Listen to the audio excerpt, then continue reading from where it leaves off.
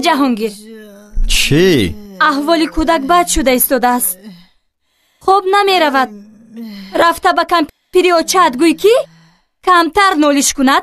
میموند که یک شب به حضور خوب کنیم. چه کردی اوچه؟ بچیم همه جام درد میکنه. به یک چایتان ریزم اوچه. گیرین اوچه. رحمت بچیم. اله و برکه یابی. خداوند است راضی باشد. میتوانید صدای نالیشتان رو کمتر پستر کنید؟ من و کلینت باید پگو به کار رویم.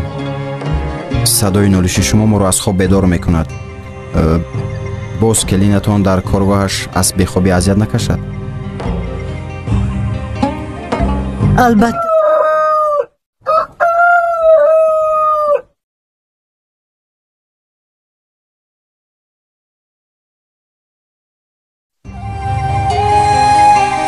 پسرم، جان شیرینم، هستی دنیایم. بود و نبودم، دردم مرا مجبور ساختی. صدای نالش هایم بلند برآمد و به تو و زن و فرزندانم خلل رساند.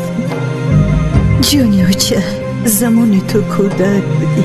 مرا هر زمان با گریه های خود از خواب بیدار میکردی. من باشم با مهربانی و نوازش ها به گوش از سرودی الله رو میخواندم. تو را از همه بالاتر میدانستم. جانم، دوستت میداشتم. خدا نکرده اگر یگان شب کمی بیدار خوابی میکشیدی پسرم شاید بیمار شده باشد گفته تا صبح طبیبت میشدم، بالای سرت مینشستم. جانی اوچه، فرزند میوه عمر انسان است. امشب از سبب پیریم بیمار شدم، تو را ناراحت کردم. یه خواهشی دیگر از خداوند دارم و بس. خدایا همین شب جان مرا بگیر که دیگر با نالش هایم فرزند و کلینم را ناراحت نکنم. با دعای همیشه نیک، مادر.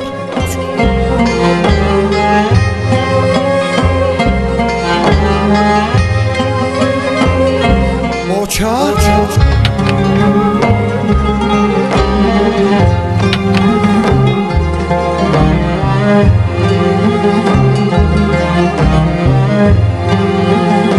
اوچه خیزه دوخی. اوچه اوچه نه اوچه